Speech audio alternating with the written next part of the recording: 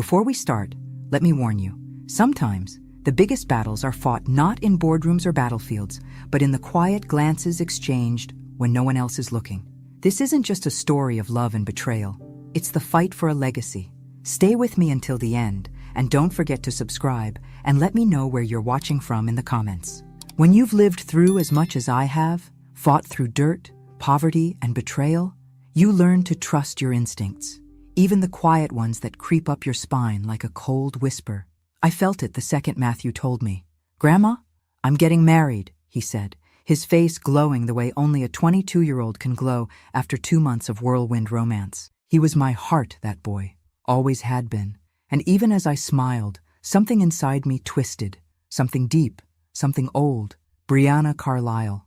A pretty name, a pretty face, but life has taught me that pretty often comes with a price. Still, I bit my tongue. I smiled. I congratulated him. What else could I do?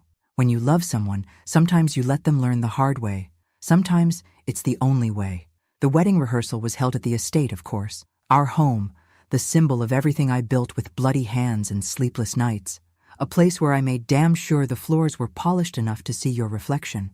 Where the walls told stories of triumph and survival.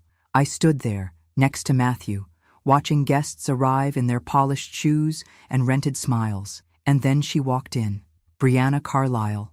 Golden hair, perfect skin, the kind of beauty that turns heads and softens hearts. She smiled at me, wide and mechanical, like a doll wound up too tight. She offered her hand. I took it. It was cold, like touching marble. "Mrs. Whitmore," she said, with a voice too sweet to be sincere. I smiled back, because that's what you do when you're Eleanor Whitmore. You smile while you sharpen your knives behind your back. She was polite, too polite. Every answer clipped short, every glance tinged with the faintest hint of impatience. I wasn't a person to her. I was an obstacle, something she had to tolerate until she could move past me. The rest of the family didn't notice. They never do at first. Linda, my daughter, fluttered around Brianna like a moth to a flame, desperate to make her feel welcome. Matthew, blind with love, didn't see the cracks, but I did. I saw everything. And then came Richard Carlisle. You could hear him before you saw him, booming laugh, words spilling out like a broken faucet. He rushed toward me like an old friend, grabbing my hand in both of his sweaty palms. "Eleanor, what a pleasure!" he bellowed, his teeth gleaming too white under the chandeliers. I smiled, frozen and unamused, as he talked about business ventures and amazing opportunities, and how he respected strong women like me. I'd met 100 Richards in my lifetime. Men who spoke loud to hide their empty pockets. Men who charmed the room while plotting to steal it. He reeked of desperation, cloaked in cheap cologne and fake bravado. And just like that, my instincts screamed again. But the night had one more gift for me before it ended. I saw them near the far corner of the ballroom, away from the noise, the laughter, the speeches. Brianna and a young man I didn't recognize. He wasn't just a guest. He wasn't just a friend. There was something electric between them. The way they stood too close, the way she laughed with her whole body, the way his hand grazed her waist with the kind of familiarity you don't build in 2 months. I watched them, unseen. Watched as Brianna's eyes lit up in a way they never did with Matthew. Watched as that boy, Dylan, they called him later, leaned in and she leaned right back as if pulled by gravity. No one else noticed. The music was too loud. The drinks were flowing too freely. But I saw it. Because when you fought for everything you have, when you've clawed your way out of hell, you learn to recognize a snake no matter how pretty its skin.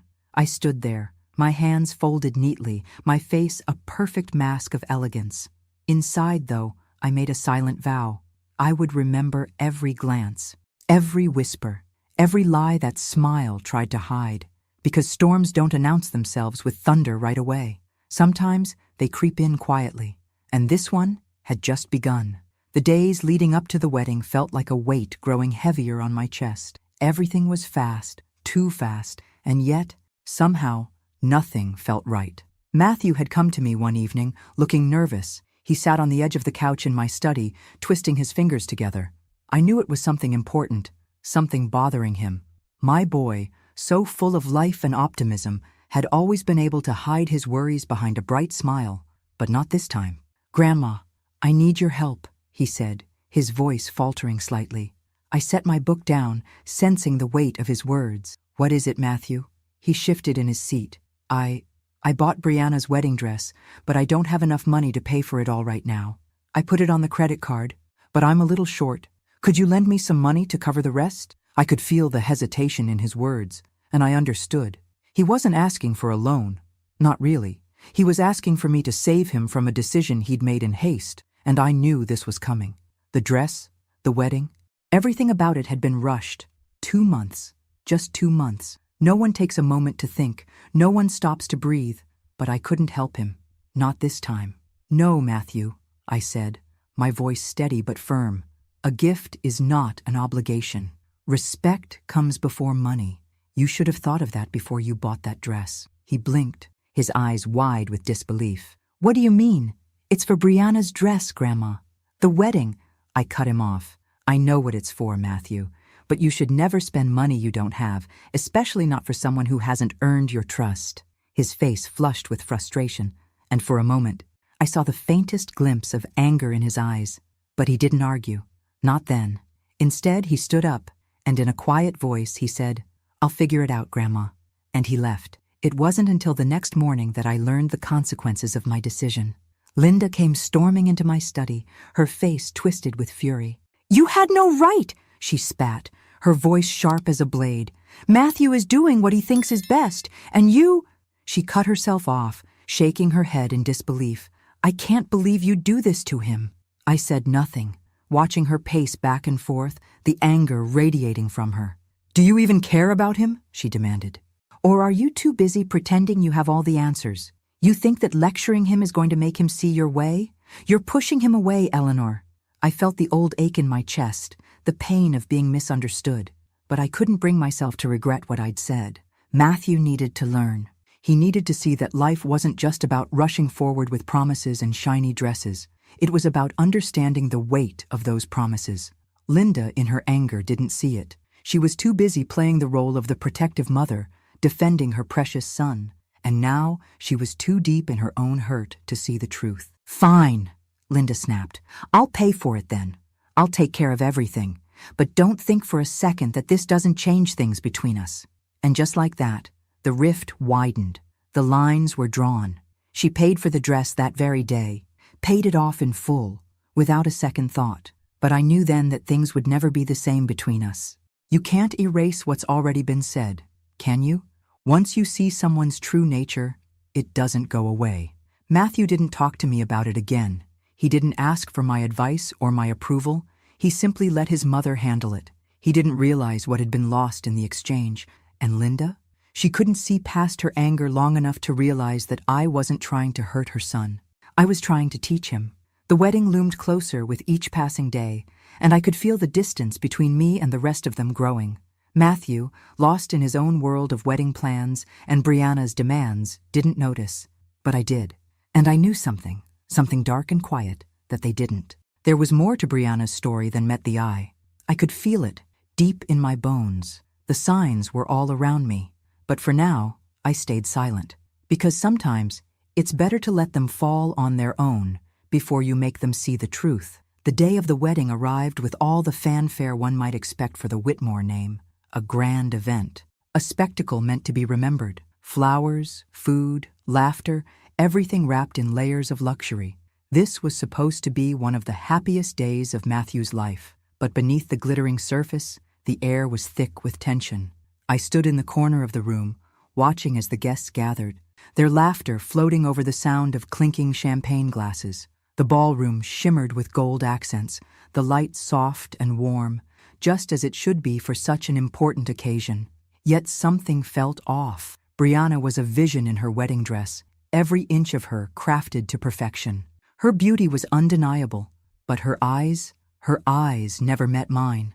She looked past me as though I were invisible, or worse, as though I were a ghost from her past that she had no time for. I watched her move from one group of guests to another, her smile always tight, her words polite but lacking any true warmth. She almost seemed to avoid my gaze, and I didn't miss the coldness in her demeanor when she did glance my way, a flash of ice that disappeared as quickly as it came. The kind of ice that cut straight through you, leaving you with a chill that lingered far longer than it should. Matthew stood beside her, a gleam in his eye that only a young man in love could have. I wanted to reach out and shake him, to make him see what I saw, but he was too deep in it, too blinded by the illusion of love to notice the cracks. Richard Carlyle, Brianna's father, was the picture of charm. His laugh was loud, his words fast and smooth, designed to fill any silence. He walked through the crowd like a king, grasping hands, shaking shoulders, and making promises to anyone who would listen about his great new ventures and amazing opportunities that were sure to make anyone wealthy. I could feel his desperation from across the room, the way he sought approval from anyone who might help him claw his way up the social ladder, the kind of man who could tell you anything and make you believe it with a smile, the kind of man I had learned to distrust long ago. But it wasn't just Richard that caught my eye that evening. No, it was Dylan. He stood with Brianna during most of the night, casually, as if he were meant to be there. His easy laughter and the way he leaned in just a bit too close when he spoke to her wasn't something you could miss if you were looking. And I was always looking. They shared quiet jokes, exchanged knowing looks, and moved as if they had always belonged to each other. Brianna's eyes softened when she looked at him, something I hadn't seen when she looked at Matthew. The affection in their eyes was unmistakable, and the way their bodies almost seemed to align naturally, like magnets, made my stomach twist. I watched them like a hawk, marking every small gesture, every touch that was just a beat too lingering, every laugh that went on a second too long. I wasn't the only one who saw it. I was sure of it. But no one dared to say anything.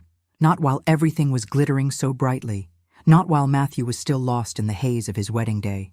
Not while Linda hovered nearby with her fake smile, blissfully ignorant of the crack in the foundation beneath their feet. As I stood there, I felt the weight of years of experience pressing down on me, reminding me of the lies I'd encountered in my life, the kind that always seemed perfect on the surface. But I had been burned too many times to let it go unnoticed. Dylan wasn't just a friend. He wasn't just a familiar face in the crowd. He was something else, something more dangerous, and I could see it clearly. The evening stretched on, and the formalities came and went. The speeches, the toasts, the forced joy, all of it was a performance, a game everyone was playing to keep up appearances. But I could see through it all. I recorded every detail, every subtle glance, every small inflection in voice that betrayed the calm surface. I would remember it all. Brianna's coldness, Richard's desperate smiles, Dylan's intimate proximity. I would remember because one day, sooner than they thought, everything they had built would come crashing down. And when it did, I'd be the one watching from the sidelines, calm as ever, knowing that I had seen it coming long before anyone else did. It's funny how life has a way of moving forward, even when you're stuck in the past. Matthew had barely been married for a few weeks when he sat me down, eyes wide with excitement, and started talking about his big break. "Grandma, I've got the perfect opportunity," he said, practically glowing. I tried to focus, listening as he spoke, but the voice inside my head, the one that never stopped warning me, was already starting to whisper. It wasn't even the tone of his voice or the sparkle in his eyes that bothered me. It was the way he said it, the way he believed it. Like every word was the gospel truth, like nothing could go wrong. "Richard Carlyle," he continued. "He's been teaching me about investments, and we're going to do this through fractal investments. It's a game changer, Grandma. I'm going to make some serious money." I nodded, letting him spill out his excitement, but inside, my stomach churned. Fractal investments.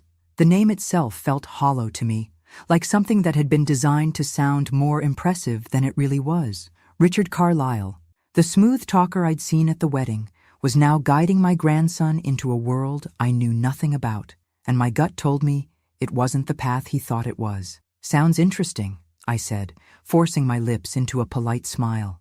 "But tell me more about this opportunity." Matthew went on, detailing every little aspect of his plan, as if the very mention of the words business and investment had transformed him into a savvy professional. I listened, but I couldn't shake the feeling of unease that had settled deep in my chest. The whole thing felt too perfect. Richard Carlyle, a man with more flash than substance, suddenly becoming Matthew's mentor. A supposed opportunity to make money, when we both knew how quickly that world could swallow you whole. It was as if he had placed Matthew under his spell, making him believe that wealth and success could be snatched up with a single leap of faith. The more Matthew spoke, the more I realized how much he trusted Richard, how much he wanted to believe in this so-called opportunity. And I couldn't help but wonder, was this another one of Richard's schemes? Was this just another way for him to ingratiate himself with the Whitmore name, to slide his way into the family's pockets? Well, you know I've always trusted you. Matthew, I said, trying to keep my tone neutral. But you should be careful. Sometimes the fastest way to success is the fastest way to disaster. He waved it off, like I was just another old woman trying to slow him down. You don't have to worry, Grandma.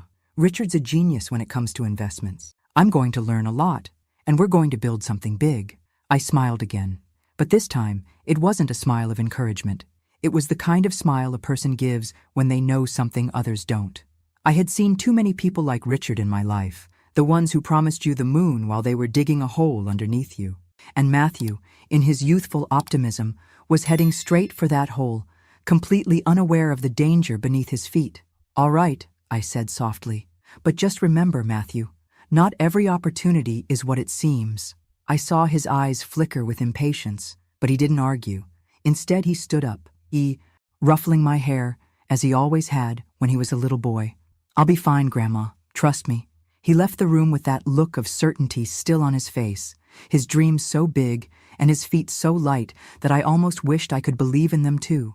But I didn't. I couldn't. As the door clicked shut behind him, I sat there, feeling the weight of his words press down on me. I wasn't sure if it was Richard's influence or the dream of easy success that had clouded Matthew's judgment, but either way, I knew trouble was on the horizon. It always starts with something too good to be true, doesn't it? And this story? This opportunity Matthew was so excited about? It felt too perfect, and I had learned long ago that perfect was just another word for disaster waiting to happen. It's strange, the way people ignore the signs when they don't want to see them, the way they convince themselves that everything is fine when deep down, they know something isn't right. As the weeks passed, I watched Matthew's behavior shift slowly, like the tide creeping in, unnoticed until it's too late. He started selling off assets, those gifts I had given him over the years, things that had been meant to secure his future, to ensure that he would never have to struggle the way I did. At first, I thought it was just a momentary lapse, a misstep, but it wasn't. Grandma, I'm just reinvesting, he would say, his voice upbeat, his eyes bright with that same enthusiasm he'd had when he first told me about fractal investments. It's all part of the plan. These are just the new projects Richard's helping me with. I'm going to make it all back, and more. Every time he spoke like that, something inside me turned cold. The words were the same ones I had heard from too many people who'd lost everything, who had been seduced by someone promising them the world and leaving them with nothing but empty hands. The first time he sold a piece of property, a small investment I had given him for his 21st birthday, he tried to reassure me, but I could see it in his eyes. He was scared, scared of failing, scared of disappointing Richard, and scared of me. He thought I wouldn't notice. He thought I wouldn't care. But I noticed, and I cared. One evening, after another of Matthew's "I'm just adjusting things" explanations, I found myself sitting at the kitchen table with Linda, trying to make her understand what was happening, trying to get her to see the way Richard was pulling the strings, but she didn't want to hear it. "Eleanor, you're being ridiculous," she said, rolling her eyes in that way she always did when she thought I was being too harsh. "Matthew is grown now. He's making decisions for himself. You need to let him live his life." I sighed, rubbing my temples, trying to gather the patience I had so often lost when dealing with her. "Linda, I know my son-in-law, and I know Matthew. Richard Carlyle is using him. He's setting him up for something. He's a smooth talker, a con man, and you're too blind to see it." Her face flushed, and she crossed her arms defensively. "Don't you dare call Richard a con man, Eleanor. You don't know him like I do. Then what do you think this is? This selling off his assets? This reinvesting in God knows what?" I snapped. "Do you honestly think he's doing this for Matthew's future?" But Linda, like always, had her mind made up. "You're just jealous. You're jealous of what Matthew's doing. You've never liked Richard, and now you're blaming him for everything." She stood up, shaking her head, the conversation over in her mind. But I wasn't done. I looked at her, steady and calm, though the rage was bubbling just under the surface. I'm not jealous, Linda. I'm scared, and you should be too, because I've seen this before. I've seen men like Richard ruin people, and now they're doing it to my family, to my grandson. But she wouldn't listen. And Matthew? He was too wrapped up in his own world of promises and false hope to see what was right in front of him. Weeks passed, and with each passing day, I watched more pieces of Matthew's life slip away. He justified everything, selling off investments, emptying out savings, all in the name of growth and opportunity. The more he trusted Richard, the more he lost himself. And the more I watched, the more I felt like I was losing him too. I tried once more, late one night, when Matthew came to visit after one of his meetings with Richard. "Matthew, please, listen to me," I said, my voice gentle but firm. "You need to stop. This isn't the way." "Richard," he cut me off, eyes wide with frustration. "Grandma, I know what I'm doing. I'm not some kid anymore. I've got a plan. I'm taking control of my future." "You're being controlled, Matthew," I whispered, "and you don't even see it." But he didn't hear me. He couldn't. And I knew, deep down, that there was nothing more I could say. I was tired of warning them, tired of shouting into the void, hoping someone would listen. No one wanted to hear the truth. Not Linda, not Matthew. So I decided to wait. I would wait for the truth to find its way to the surface, because it always did. The lies always catch up, and when they did, I would be there, watching from the sidelines, ready to see how the story unfolded, the way it always did. And in that silence, I knew one thing for certain. The truth was coming. I just had to be patient. 3 months. Just 3 months. That was how long it took for the perfect illusion to crumble. I had seen it coming, of course. I had felt it in my bones, even before Matthew had started selling his assets and handing his trust over to Richard Carlyle. But it didn't make it any easier when the reality of it hit. The phone call came late one evening, just as the sun was sinking behind the horizon, casting long shadows across the estate. Matthew was sitting in the study, going over some documents, his face lit by the glow of the desk lamp. He looked up when I picked up the phone. His curiosity piqued. I didn't speak at first. I just listened. It was Linda on the other end, and her voice was tight, strained. "Mom, you need to sit down. Brianna, she's filed for divorce." I felt the world pause for a moment. The air seemed to thicken, the weight of the news pressing down on me. Brianna, Matthew's new wife, 3 months. Not even long enough for a proper season to change. I stayed silent, my eyes locking with Matthew's, his confusion, his disbelief, painted across his face. "What are you talking about?" Matthew's voice cracked, and I saw the panic begin to creep into his eyes. She says it's incompatibility, Matthew." Linda's voice was distant, but I could hear the underlying bitterness. "And she says she wants a separation of assets, including your shares in the Whitmore Company." The words cut through me like a knife. Brianna hadn't just left him.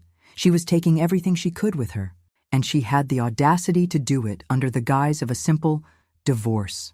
I stood there, my mind racing, piecing the puzzle together. 3 months was nothing. That was no time at all. Not enough time to really know someone, let alone end up with a divorce. But that was the plan, wasn't it? To worm her way in, to charm him, to make him fall, and then pull the rug out from under him when she had everything in her grasp. She had never been in it for love. She'd been in it for the power, for the access to the Whitmore name. I could feel the trap close around me, around all of us. Matthew tried to speak again, but his words were all jumbled. She can't be serious, right? She can't just... But I had seen this story unfold too many times. I had heard the same words, felt the same heartbreak, watched the same naive optimism fall apart. Brianna had never cared about him. She had never cared about the family, about anything but what she could get. I waited a few more seconds, watching the confusion flood his face. Then I made my decision. "Matthew," I said quietly, my voice firm, "there's something you need to know." He looked at me, his eyes searching for some sort of answer, some kind of comfort. "Brianna has a plan. She's been using you from the start." He recoiled, the words striking him harder than I expected. "Grandma, no, that's not—" "I'm not finished," I cut him off. "You're not seeing it. She's been working with Richard and Dylan. They've been pulling the strings, and you've been too blinded by love to see it." His face hardened, the anger replacing confusion. But it was too late. The truth was already out. "She's asking for everything, Matthew. Your shares, the money, everything. And it won't stop there. They'll keep coming for more." He didn't respond. He didn't have the words, but I could see the hurt settling in his eyes, the realization of everything I had been warning him about finally sinking in. I turned away, my heart heavy but resolute. "This isn't over," I muttered to myself. "Not yet." Within the next few days, I took action. I couldn't wait for Matthew to figure it out on his own, not after all the warning signs I'd seen. I hired an investigator, someone who specialized in digging through the dirt and uncovering the truth no one wanted to face. I told the investigator to leave no stone unturned. I needed to know everything about Brianna, Richard, and their circle, where they had come from, what they'd been hiding. I needed to know if there was more, if they were working together, or if Brianna had been playing Matthew from the very beginning. It didn't take long for the investigator to find what I already knew in my gut. Brianna's financial history was a mess. Liens, debts, shady dealings, everything I'd suspected. And Richard, the so-called golden boy of the business world, wasn't much better.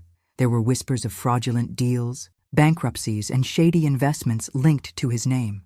I felt the anger burn inside me. It wasn't just the betrayal. It was the fact that they had thought they could get away with it, that they had used my grandson as a pawn to further their own selfish needs. But now, I had them. I had everything I needed to bring them down. The trap was set, and now it was time for them to feel the consequences of their actions. I had no more patience for waiting. It was time to fight back. The pieces started to fall into place faster than I could have imagined. Once the investigator I hired dug into the finances of the Carlyle family, it became clear that their polished facade was nothing more than a brittle shell, ready to shatter with the slightest pressure. The Carlyle family was financially destroyed, and I mean destroyed. Their debts were staggering, mortgages overdue, businesses in jeopardy, judgments piling up like an avalanche ready to bury them all. Brianna, it seemed, wasn't the only one with a history of poor financial decisions. Her father, Richard, had been living a life of expensive illusions, buying into the image of success while neglecting the reality of his bankrupt empire. The investigator didn't stop there, of course. The more he dug, the more unsettling the story became. He found court records detailing lawsuits, liens, and unpaid loans stretching across the last decade. It was as if the Carluses had been running from creditors their entire lives, barely keeping ahead of the tide of their own making. But it wasn't just their money problems that caught my attention. It was something deeper. The connection between Brianna and Dylan began to form clearer lines. I had noticed Dylan during the wedding, of course. He was that charming, almost invisible figure who blended into the background while always staying just a bit too close to Brianna. A family friend, they had called him. But it didn't sit right with me. His behavior, his proximity to Brianna, there was more to their relationship than just friendship. I had felt it in my gut the entire time. The investigator, digging through their connections, began to make the same conclusions. Dylan wasn't just a friend. He had deeper ties to Brianna than anyone had realized. The more the detective uncovered, the clearer it became that Dylan had been part of a plan. And that plan wasn't about love. It was about something much more sinister. A few weeks into the investigation, the detective discovered that Dylan was the owner of a nightclub in a wealthy neighborhood. Not just any place, it was a high-end establishment that catered to the rich and the reckless, the kind of place where the wealthy would come to indulge their darkest desires, paying for privacy and secrecy. This was the moment when the hair on the back of my neck stood up. It made perfect sense now. Dylan wasn't just hanging around, offering Brianna a shoulder to lean on. He was working with her. He was working with Richard. And together, they were building a network of deceit and manipulation that went far beyond the simple marriage to Matthew. They were using him as a pawn. I instructed the investigator to go deeper, to look into Dylan's life. I needed to know how far back this web of lies went, what kind of dealings Dylan was involved in, and how it connected to Brianna. The investigator didn't waste any time. He made his way to the nightclub, using his connections to slip in unnoticed. He spent hours there, watching, listening, gathering information. He spoke with a few of the staff members, discreetly asking about Dylan's activities. It didn't take long before one of the employees, a low-level bartender who didn't realize he was being watched, let something slip. For a small fee, the bartender gave up something valuable: access to the security footage from the club. The investigator didn't waste a second. He arranged for the footage to be delivered to him. It arrived a few days later, a black and white reminder of the darkness that had been festering just under the surface of everything I had trusted. I watched the footage in silence. It was a grainy video taken from the security cameras inside the club. At first, nothing seemed out of the ordinary, just a few patrons in the background, laughing, dancing, and drinking. Then it came into focus. Brianna, Dylan, alone. The footage showed them in a secluded corner, hidden from the rest of the crowd. They were laughing together, their bodies closer than I had ever seen them at the wedding. Brianna reached out and touched Dylan's arm, and he leaned in, whispering something into her ear that made her laugh. Then, the moment that stopped my heart, Dylan kissed her. It was quick, but it was unmistakable. A kiss that spoke volumes. I sat back in my chair, my hands trembling slightly as I processed the footage. This wasn't just some fleeting moment, some innocent gesture. This was something deeper. They were involved, and it was all a part of the plan to tear my family apart. I knew what I had to do. The time for waiting was over. The truth was out there, in black and white, and it was time for me to act. This wasn't just about a bad marriage or a foolish investment. This was about a calculated, deliberate attack on everything I had worked for. And I would make sure that Brianna, Richard, and Dylan paid for it all. I would make them feel the full force of the consequences, because once the truth came to light, there would be no hiding, no excuses, just the wreckage of their own making. When the footage arrived, I didn't hesitate. I didn't need to see it in full to know what it would reveal. But when I watched it, the undeniable proof of Brianna and Dylan's betrayal, the flood of emotions hit me all at once. Anger, disgust, satisfaction, and even relief. The video began innocuously enough, with a few shots of the club, patrons mingling, drinks flowing, music pulsing through the air. But then it narrowed in on them, Brianna and Dylan, in the corner of the club where no one could see them, where they thought no one was watching. The timestamp flashed at the bottom of the screen, just a week before the wedding. And there they were, in the dimly lit corner, laughing, their bodies close in a way that was far too intimate for a mere friendship. My eyes didn't leave the screen as I saw the moment unfold. Brianna touched Dylan's face, a soft, almost tentative gesture, her fingers grazing the side of his jaw as if they had done it 1,000 times before. He leaned in, his lips brushing against hers, and the kiss wasn't just a peck. It was deep, it was heated. It was everything I needed to confirm the truth. They pulled away for a second, their eyes locking, and then more whispers, more shared secrets, their hands intertwining like nothing else mattered. A quick, almost furtive touch across her lower back. Brianna's laughter echoed through the quiet, a sound I hadn't heard from her at the wedding, not once. And then, the most damning part of all, they kissed again, this time longer, with more heat, more intent, more intimacy. I sat there, staring at the screen, my hands gripping the edge of the desk as the anger bubbled up inside me. I had known it. Every instinct in me had screamed the truth, but now I had it, in black and white, Brianna and Dylan, together, behind Matthew's back. And the worst part? She had been playing him, pretending to be his perfect bride, while she was already building her life with Dylan, stringing Matthew along as part of her grand plan. I felt a rush of adrenaline mixed with a twisted satisfaction. Now I had them. I leaned back in my chair, closing my eyes for a moment, taking in the weight of the discovery.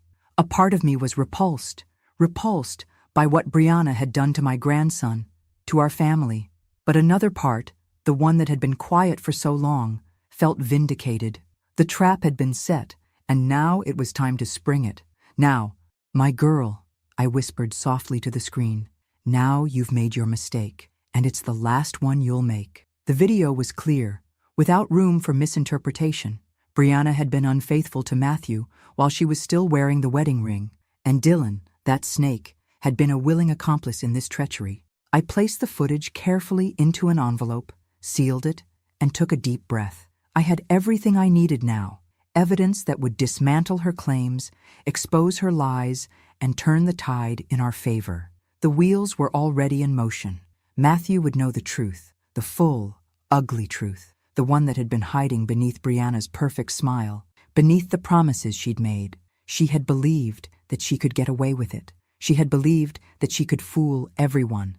But now the game had changed, and I was ready to make sure that Brianna and her accomplices would pay for everything they had done. They would not escape this, not this time. Not. I could feel the tension in my body easing. There was no more doubt, no more waiting. It was time to show Matthew the proof, to force him to see what he had been too blind to recognize. Enough of this charade, I muttered to myself, standing up, feeling the weight of years of experience settle into my shoulders. It's time to put an end to it all. The day I handed the evidence to the family lawyers felt like the quiet before a storm, one I had been waiting to unleash for months. With the footage securely in hand, there was no more holding back. It was time to watch Brianna's carefully constructed world begin to fall apart. Piece by piece, I walked into the law office with purpose, the envelope containing the damning video pressed tightly against my side. The lawyers were already expecting me. They had been briefed, had seen the warning signs long before I'd come to them. But this was the moment that would change everything. I placed the envelope on the desk and slid it toward the head lawyer, a sharp, methodical man named Greg Cartwright, who had worked for the Whitmore family for years. He looked up at me with a raised eyebrow. "Eleanor, I trust you know what's in here?" he asked, his tone almost too casual, though I knew better. I nodded slowly, my gaze fixed firmly on him. "I know exactly what's in there, Greg, and so will Brianna once you play the video for her." His fingers trembled slightly as he opened the envelope, pulling out the disc. He didn't need to ask for more details. He knew exactly what he was about to witness. But I saw the moment he realized the full extent of the betrayal, the look in his eyes when he saw the timestamp and the intimacy between Brianna and Dylan, the undeniable evidence that couldn't be explained away. He turned the disc over in his hands before finally speaking. This is bad. This changes everything." I didn't smile, but I felt a deep satisfaction, a quiet vindication that washed over me. The truth was now out. Brianna couldn't deny it.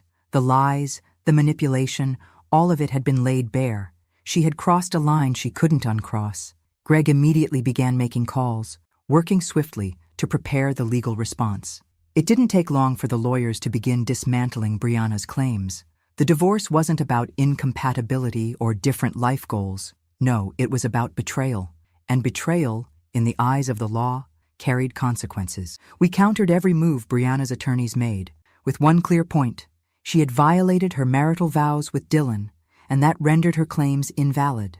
The video, dated and time-stamped, was irrefutable proof. No amount of flowery words from her side could change the facts. Soon, the financial ramifications followed. Brianna had been demanding half of everything Matthew owned, but now she was fighting an uphill battle. The claim to his shares in Whitmore Enterprises? Gone. The supposed community property she thought was hers? No longer. But I wasn't done yet. As the legal battle shifted, I made sure we dug deeper into the financial history of Richard Carlisle. I knew his past was tainted, but I had no idea just how much rot there was beneath the surface. Greg's team began uncovering more than just missed payments and bankruptcies. Richard's entire financial network was a tangled mess of failed investments, fraudulent deals, and businesses built on the quicksand of lies. His attempts to con his way into Whitmore's favor had been just one piece of his broader, dangerous game. His ties to the criminal underworld were more than mere whispers. There were real links, documents that tied him to shady dealings, some of which had already been flagged by the authorities. As the investigations progressed, it became clear that Richard was in deep. He had been using Brianna's marriage to Matthew as a front to enter the Whitmore circle, all the while pushing his own disastrous financial schemes onto my grandson. It wasn't just betrayal, it was calculated manipulation. The walls were closing in on Brianna and Richard, and it felt like the entire world was watching. I could almost hear their false smiles cracking under the pressure. I could see it all unfolding in my mind. Brianna, so confident in her plan, watching as it all slipped through her fingers. And Richard, always the loud one, the charming one, the man who thought he could buy his way into anything, now cornered, his empire of lies about to collapse under the weight of his own greed. I sat back in my chair, watching the pieces fall into place. The sound of lawyers speaking, the quiet rustle of paperwork, the soft hum of the air conditioning, all of it felt like a symphony to me. Because I knew this was only the beginning. Brianna had wanted to take everything from us, my family, my legacy, but now She was losing it all. I didn't feel sorry for her, not one bit. She had made her choice. She had chosen to deceive and destroy. And now she was going to see just how far the Whitmore name could reach when pushed too far. I wasn't about to let anyone take what was mine. Not now. Not ever. The moment Matthew came to me, I knew he had reached his breaking point. The look in his eyes, haunted, confused, full of pain, told me everything.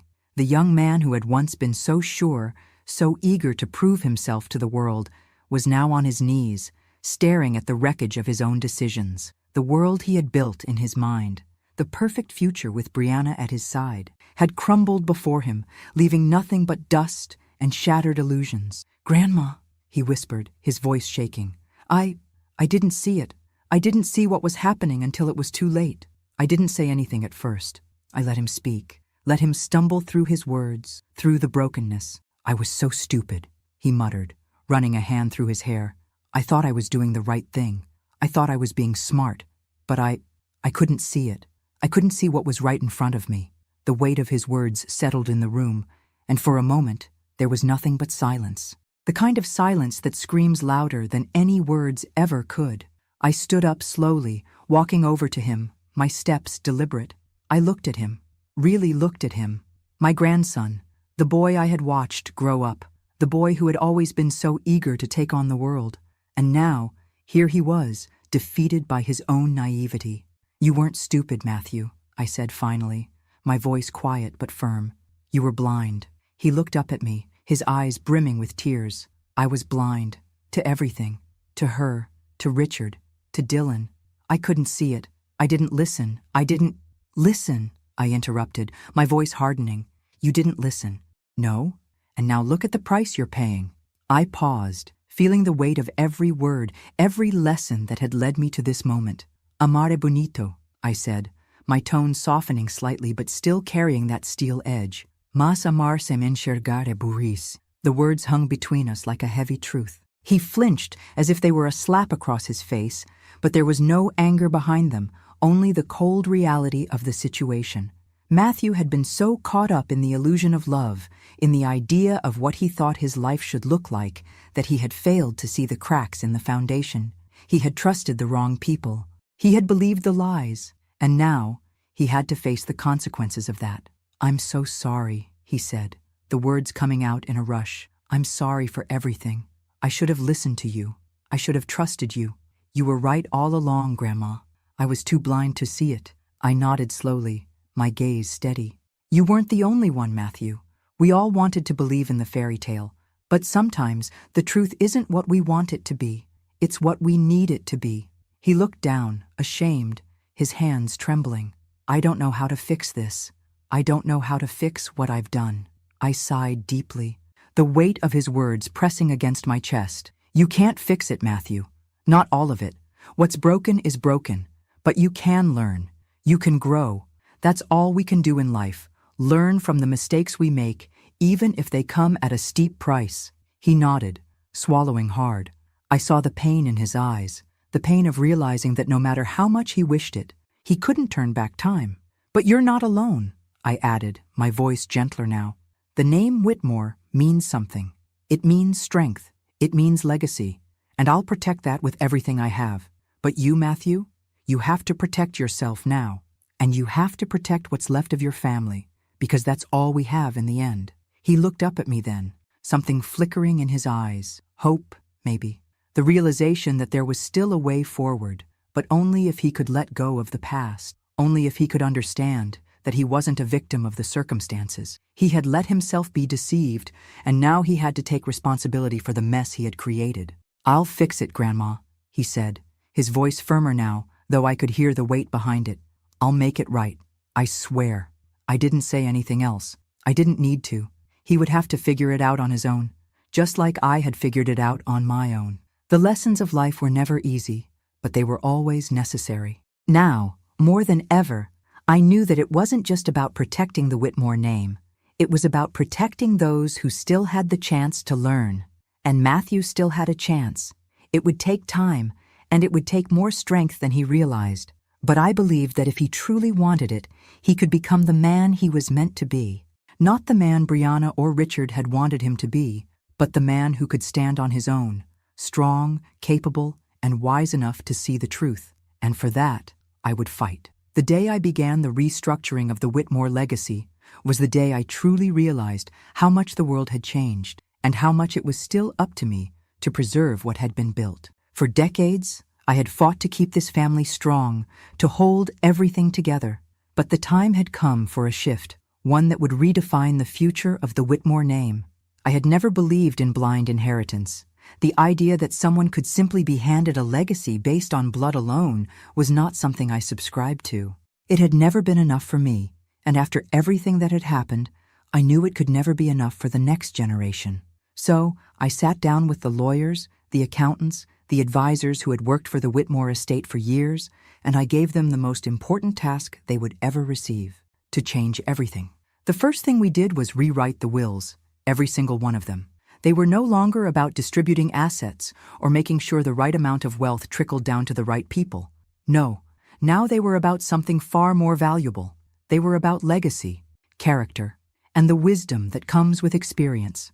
I wanted to make sure that whoever stood to inherit the Whitmore name, the empire I had fought so hard to build, had earned it, truly earned it.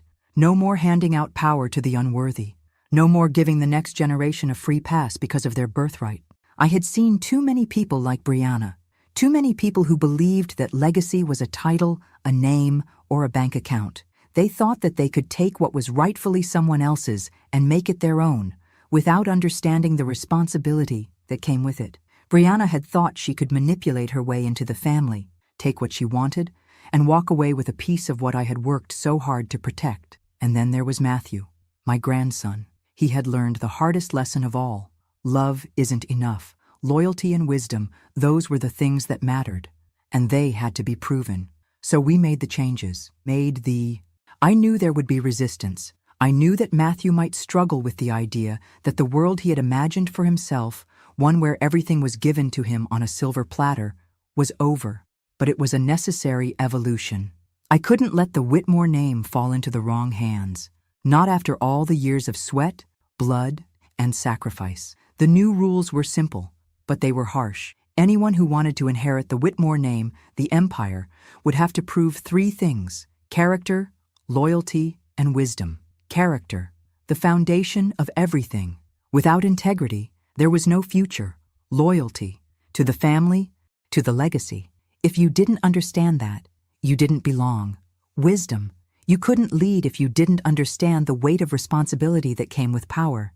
You had to be capable of seeing the bigger picture, making decisions not just for yourself, but for the future of the family and the empire. I knew Matthew would have to prove himself. I wasn't going to make it easy for him. He would have to show me that he had learned from his mistakes, that he wasn't just a fool in love, blindly following someone who had used him, that he understood the value of trust and responsibility. And if Brianna thought she was still in the running, if she thought she could somehow worm her way back into the fold after everything that had happened, she was sorely mistaken.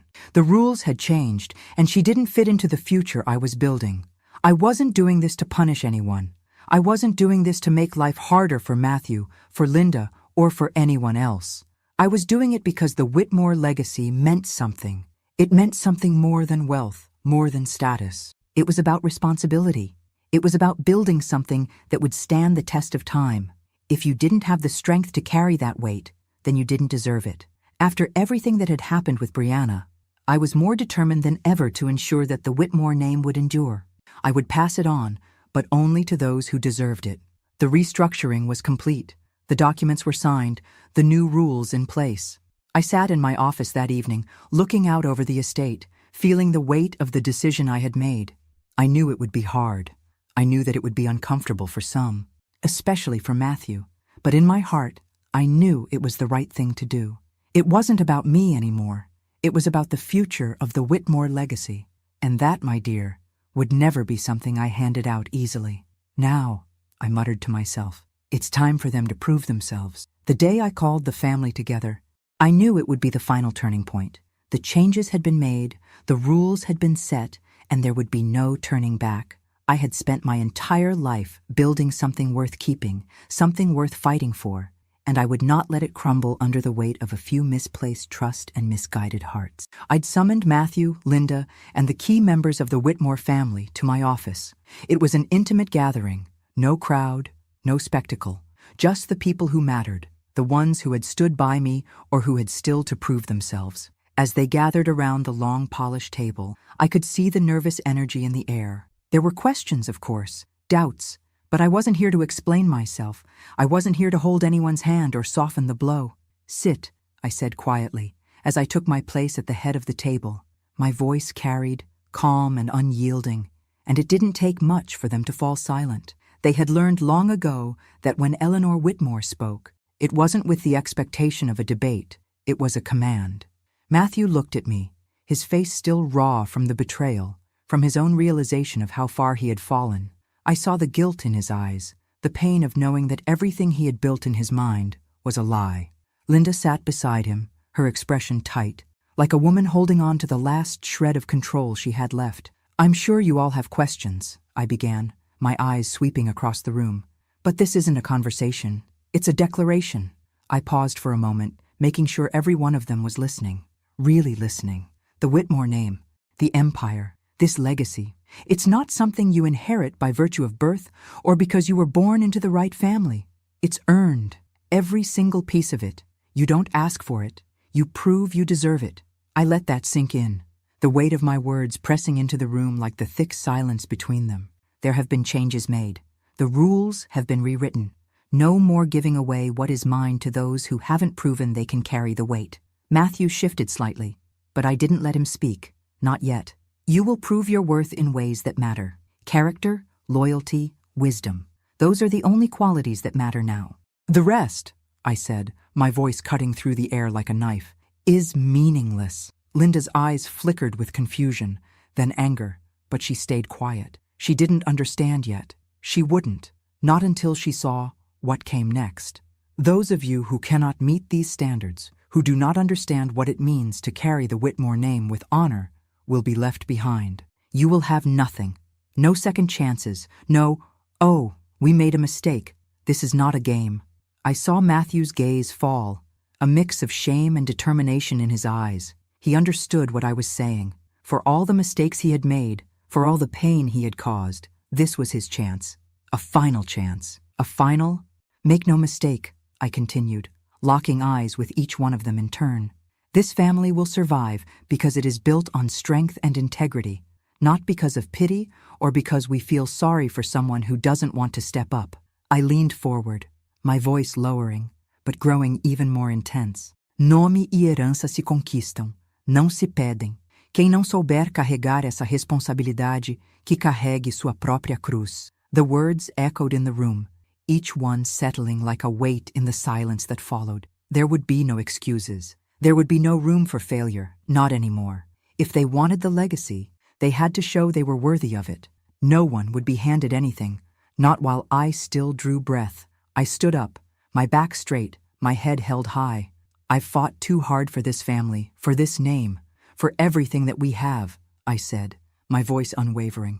"I've spent my life protecting it, building it, and I'll be damned if I let it be destroyed by the likes of anyone who doesn't understand what it means to be part of this."